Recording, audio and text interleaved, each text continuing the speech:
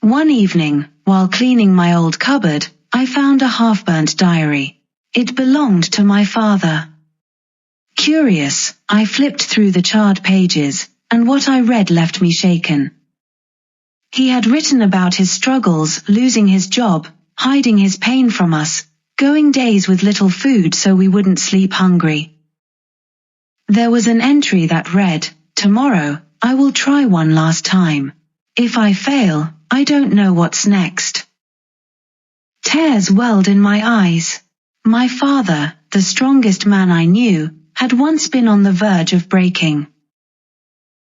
Yet, he never let us see his pain. He fought, survived, and built a life for us.